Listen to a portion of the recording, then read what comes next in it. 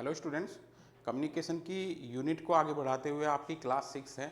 इससे पहले आपकी 5 क्लास ऑलरेडी आपको मिल चुकी हैं और जैसा कि मैंने पहले ही बताया आपको कम्युनिकेशन बहुत इंटरेस्टिंग यूनिट है आपकी। शुरू करते हैं बेटा, process and model of communication. Model of communication में से कभी कभी आपके क्वेश्चन पूछ लिए जाते हैं। जो महत्वपूर्ण मॉडल हैं वो मैं आपको यहाँ लेकर आया हूँ और इसके साथ साथ आपके ऑनलाइन बैच में जो आपके टेस्ट कंडक्ट किए जा रहे हैं, हर बच्चा उन टेस्ट को कंडक्ट करके हमें आंसर की भेजेगा ताकि हम एक एनालिसिस कर सकें कि हमारे जो लर्नर हैं वो कितना गेन इससे मिल रहा है उन्हें। Process and model of communication आज की क्लास इसी टॉपिक को लेकर के है। Elements of communication. अब एलिमेंट्स क्या होते हैं और एलिमेंट्स और यूनिट में क्या अंतर होता है। यूनिट होती है किसी भी पार्ट की एक स्मॉलेस्ट यूनिट, यानी कि स्मॉलेस्ट पार्ट जो अपने आप में कंप्लीट हो वो यूनिट कहलाता है। एलिमेंट के सहायता से आपका जो कम्युनिकेशन है वो कंडक्ट हो रहा है। कौन कौन से एलिमेंट यहाँ पे हैं बेटा आपके? Sender, receiver, message, media, Facebook, feedback and noise. ये आपके एलिमेंट्स हैं जिनके द्वारा हमारा कम्युनिकेशन का प्रोसेस है जो कंडक्ट होता है। अब इसमें आपके डिफरेंट थिंकर विचारकों ने अलग अलग प्रकार के अपने मॉडल दिए हैं जिनको लेकर के प्रीवियस ईयर में आपके क्वेश्चन बनते हैं। तो थोड़ा फोकस यहाँ करने की जरूरत है कि कौन कौन से लेवल किस विचारक के दिए गए हैं। ठीक है बेटा, सेंडर जो आपको मैसेज भेज रहा है वो सेंडर कहलाता है। जब हम क्लासरूम कम्युनिकेशन की बात करते हैं तो सेंडर टीचर है और रिसीवर आपका स्टूडेंट है। बट जब स्टूडेंट रेस्पॉन्स करता है तो वो सेंडर की भूमिका में आ जाता है और टीचर जो है वो रिसीवर की भूमिका में आ जाता है। ये आपसे क्वेश्चन पहले पूछा गया है। ठीक है बेटा, मैसेज क्या है, मीडियम क्या है, यहाँ पे आप देखोगे मीडियम से आपके क्वेश्चन बनते हैं। पत्राचार, टीवी, रेडियो, डाकखाना, ये सब आपके क्वेश्चन इससे बनते हैं। इनका जो क्वेश्चन का पैटर्न आएगा वो उद्विकास ये पैटर्न आएगा। क्या आएगा बेटा? उद्विकास ये पैटर्न आएगा। किस तरीके से आपके इंस्ट्रूमेंट्स का उद्विकास हुआ है। ठीक है, ये आपका मॉडल से पहले आपके एलिमेंट्स हैं, उन चीज़ों का यहाँ जिक्र किया गया है। इसके बाद है आपका बैरियर इन कम्युनिकेशन। जब हम बैरियर की बात करते हैं तो बैरियर का मतलब होता है जो हमारे कम्युनिकेशन को डिस्ट्रॉय करते हैं, कम्युनिकेशन की इफेक्टिविटी को कम करने का कार्य करते हैं, वो एलिमेंट्स, वो फैक्टर आपके बैरियर कहलाते हैं। टेक्निकल बैरियर की बात आती है बेटा, क्वेश्चन किस तरीके से पूछे जाते हैं वो मैं आपको बता रहा हूँ। जैसे डिजिटल बोर्ड है, डिजिटल लिटरेसी और रेफरेंस रिफ्रेशर कोर्स की हमने यहाँ बात की है। आपसे क्वेश्चन इस प्रकार से पूछा जाता है कि क्लास में जब कक्षा में टीचर कोई पढ़ाने जाता है, जो वहाँ पे आईसीटी के इंस्ट्रूमेंट हैं जिसके द्वारा वो क्लास अपनी कर रही हैं, जिनके माध्यम से वो क्लास रुचिकर बना रहे हैं, अब आप डिजिटल बोर्ड पे पढ़ रहे हो। ठीक है, तो इससे एक वर्ड आता है, बहुत इंपॉर्टेंट वर्ड है, ज़्यादा पूछा जाता है, इसलिए यहाँ इसका फोकस हमने किया है, डिजिटल लिटरेसी। डिजिटल लिटरेसी में आपका हायर एजुकेशन में भी क्वेश्चन आया है। तो डिजिटल लिटरेसी क्या है? जब हम डिजिटली लिटरेट हों। आप देखोगे एक ट्रांजैक्शनल पीडी जो है, जब आप आईसीटी आपकी सोसाइटी में आई, हर सेक्टर में ICT I, suppose that banking sector में जब आईसीटी आई है तो आप देखोगे वहाँ जो क्लर्क हैं, 2 साल बाद रिटायर होने वाले हैं, वो इतने कैपेबल नहीं हैं कि कंप्यूटर को अच्छे तरीके से ऑपरेट कर सकें। तो ये जो ट्रांजैक्शनल पीडी है, यहाँ पे आप देखोगे डिजिटल लिटरेसी को बढ़ाने के प्रोग्राम कंडक्ट किए जाते हैं। ऐसे ही यूजीसी क्या करती है, जो आपके असिस्टेंट प्रोफेसर होते हैं, बनते हैं नए नए लोग, इनके लिए रिफ्रेशर कोर्स आयोजित करती है ताकि जो आपका प्रोग्राम हैं डिजिटली इन्हें लिटरेट कर सके और जो आपकी टेक्निक आ रही है टीचिंग की लाइन में, उनमें आप अपडेट हो सकें। ठीक है बेटा, ये इंपॉर्टेंट पार्ट हैं जिनको आपको नोट डाउन करना है। ये पीपीटी भी पीएनजी फाइल आपको मिल जाती है, तो इसमें जो ये क्वेश्चन है यहीं से ही आपको क्वेश्चन मिलेंगे। ये पॉइंट इंपॉर्टेंट है। यहाँ पे हमने डिजिटल और लिटरेसी को 2 भागों में तोड़ा है। लिटरेसी का मतलब क्या है? साक्षरता दर। अब साक्षरता दर में और एजुकेटेड पर्सन में यहाँ मैंने आंसर को पुटअप किया है आपसे, तो आप बताओगे कि लिटरेसी रेट क्या होता है और एजुकेटेड पर्सन में क्या अंतर होता है, एक साक्षर व्यक्ति और पढ़े लिखे व्यक्ति में क्या अंतर होता है। तो लिटरेसी रेट का जो डेटा है बेटा, ये आपका पेपर 2 में हो सकता है। 2011 की जनगणना के अनुसार भारत की साक्षरता दर कितनी है आपकी? 74.04। मेल का कितना है आपका? 82.14 है और फीमेल आपकी 65.46 है। अब यहाँ पे एक क्वेश्चन आपका इंपॉर्टेंट जो अभी आपका, मैं आपको एक चीज़ थोड़ा बताना यहाँ चाह रहा हूँ कि जो अब आपका पैटर्न है नेट जेआरएफ का, उसमें आपको ज़्यादा ध्यान किस तरफ देने की ज़रूरत है, जो आपका डिस्क्रिप्टिव पैटर्न है वो आपका फॉलो किया जा रहा है, और आगे आने वाले टाइम में इन एग्ज़ाम को जो आपका ट्रेडिशनल पैटर्न है जिसमें बुक, ऑथर और सन पूछ लिए जाते हैं, इसको कन्वर्ट करके आप देखोगे कि एक एक्सप्लेनेटरी पेपर आपसे दिया जाएगा। तो यहाँ आपको अपने पढ़ाई का पैटर्न भी उसी तरीके से चेंज करना है। अब बेटा इसी चीज़ को, इस रेशो को हम किससे जोड़ेंगे? जेंडर गैप से। क्यों फीमेल का लिटरेसी कम है इन कंपेरिजन देन मेल? तो आप देखोगे क्या चीज़ जिम्मेदार है इसमें, तो आपका जो पैट्रियार्की सोसाइटी है वो इस चीज़ को लेकर के रेस्पॉन्सिबल है। ठीक है, इस चीज़ में क्या है, रेस्पॉन्सिबल है पैट्रियार्की सोसाइटी। अब आप देखोगे डिजिटल डिवाइड की बात की गई है, तो पैट्रियार्की सोसाइटी में संचार में भी बायसनेस है, किसके साथ साथ? पुरुष और महिलाओं के साथ। पुरुष का जो डिजिटल संसाधनों पर पकड़ है वो ज़्यादा है इन कंपेरिजन देन महिलाओं के। तो ये किस आर्टिकल से रिलेटेड है, तो आर्टिकल मैंने यहाँ पे लिखे हैं, तो थोड़ा डीपली आपको यहाँ हमने डिस्कस किया है असमानता को कम करना, खत्म करना, किन आर्टिकल्स में लिखा है। तो ये आपसे क्वेश्चन पूछा जाता है बेटा, ये इंपॉर्टेंट पार्ट है नेट जेआरएफ की परीक्षा में। जो भी बच्चे जा रहे हैं आप देखोगे ये ट्रेंड का क्वेश्चन है, डिजिटल डिवाइड। अब यहाँ पे किस प्रकार से क्वेश्चन बनता है, आईसीटी की फुल फॉर्म आपसे पहले पूछ ली जाती थी, ग्लोबलाइजेशन को जोड़ा है यहाँ पे। ग्लोबलाइजेशन और आईसीटी के बीच एक क्लोज रिलेशनशिप है।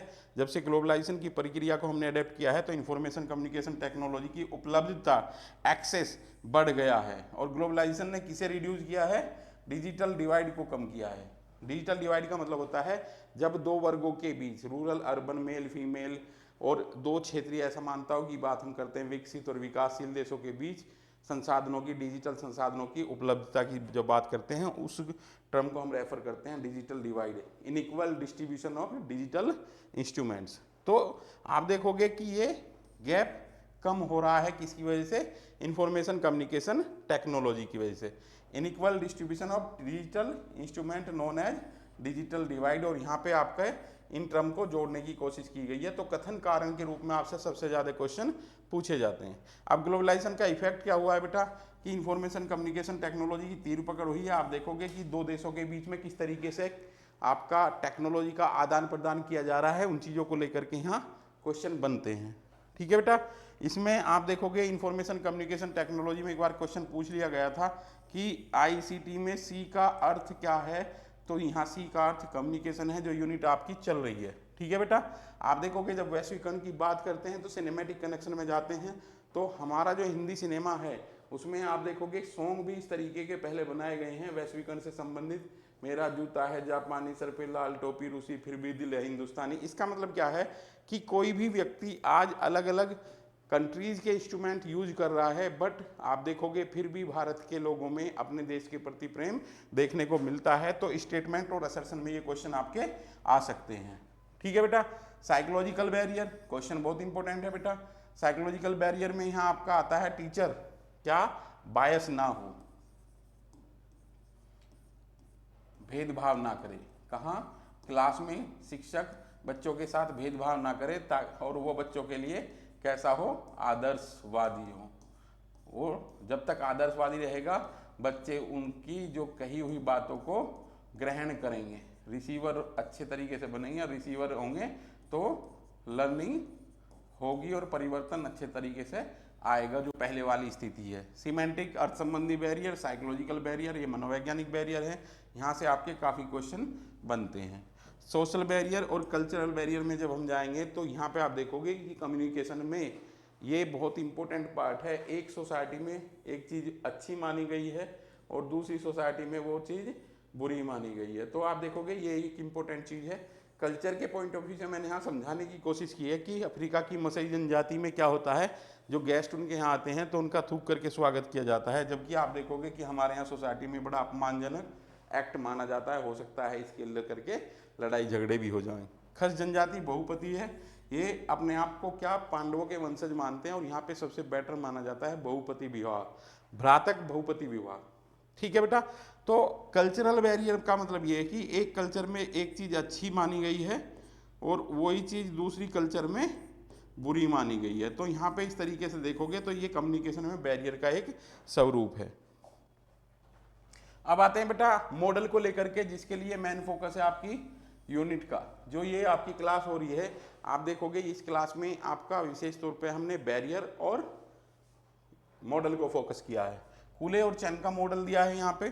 Formulation of message, message encoding, transmitting the message, decoding and interpretation of message और फीडबैक एंड इवेल्युएशन।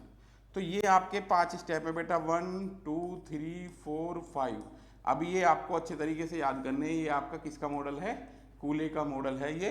तो इसे आपको ध्यान रखना है। क्वेश्चन PYQ में आपके आए हुए हैं, किस तरीके से वो क्वेश्चन पूछ सकते हैं, इसे सही क्रम में लगाने के लिए भी पूछ सकते हैं। आपको ये पूरा दे करके इसका फिल इन द ब्लैंक भी करा सकते हैं। तो आपको ये अच्छे तरीके से करना है, ठीक है बेटा। नेक्स्ट चलते हैं। आपका 4-5 मॉडल मैंने आपको यहाँ इंपॉर्टेंट ही कराए हैं, इससे ज़्यादा नहीं कराया है। अरस्तु का मॉडल दिया है यहाँ पे, Aristotle model of communication. Speaker जो सेंडर है, स्पीच, ओकेजन क्या ओकेजन है, टारगेट ऑडियंस क्या है और इफेक्ट क्या है। अब जब आप फेसबुक पे जाते हो और फेसबुक पे ऐड लगाते हो तो आप देखोगे टारगेट ऑडियंस की बात वहाँ भी आती है, हमें किन लोगों को टारगेट करना है। तो ये आपका अरस्तु का मॉडल है, speaker, speech, occasion, target audience and effect. ध्यान रखना बेटा, कम्युनिकेशन जितना बेटर होगा उतना ही इफेक्ट हमारा अच्छा आएगा। लासवेल मॉडल है आपका, थर्ड मॉडल है इसमें। हु से व्हाट, कौन है, क्या कहता है, थ्रू विच चैनल, किस चैनल के माध्यम से कहता है, विद व्हाट इफेक्ट। ये आपका क्या है? लासवेल मॉडल है।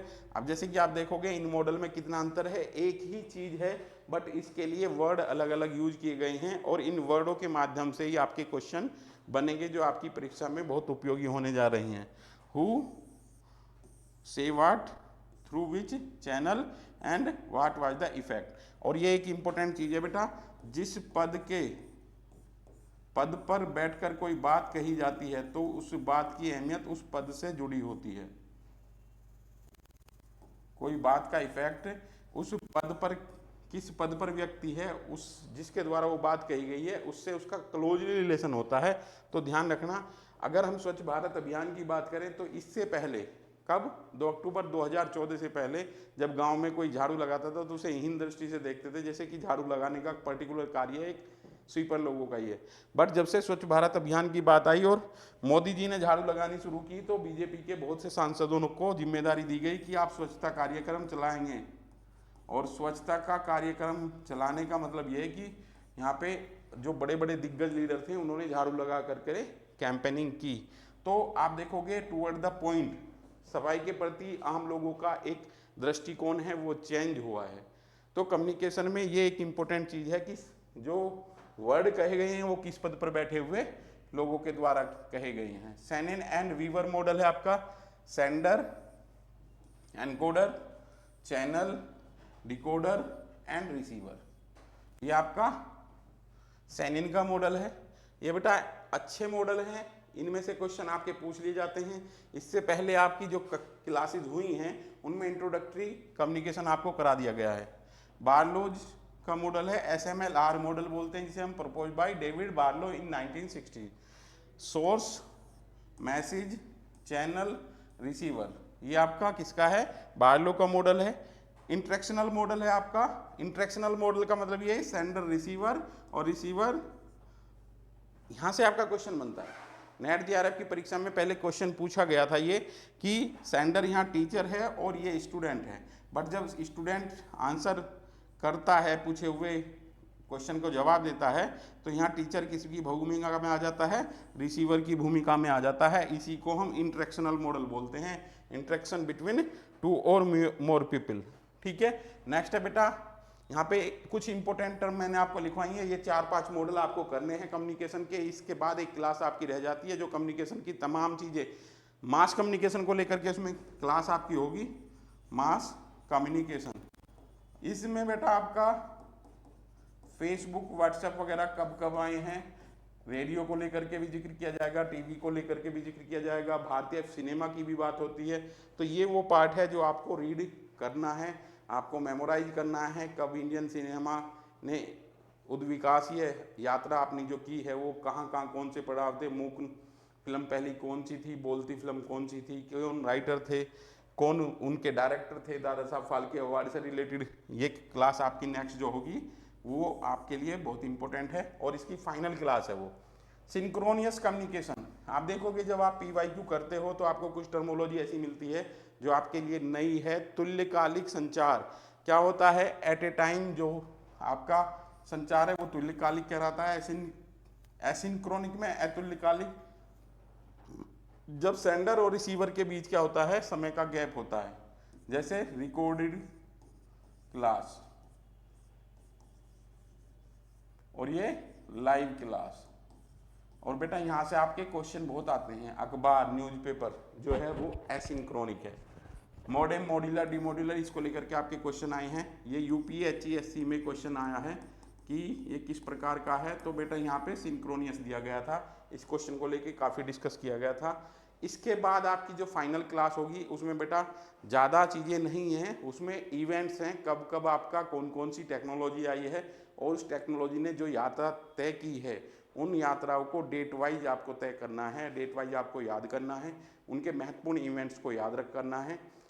अभी आपको 2 क्वेश्चन पेपर आपके आ चुके हैं ऐप में, ऐप के साथ साथ आपको ग्रुप में भी दिए गए हैं। जो भी बच्चे तैयारी कर रहे हैं उनका दायित्व है कि उन क्वेश्चंस को अच्छे तरीके से सोल्व करके हमको आंसर की भेजें।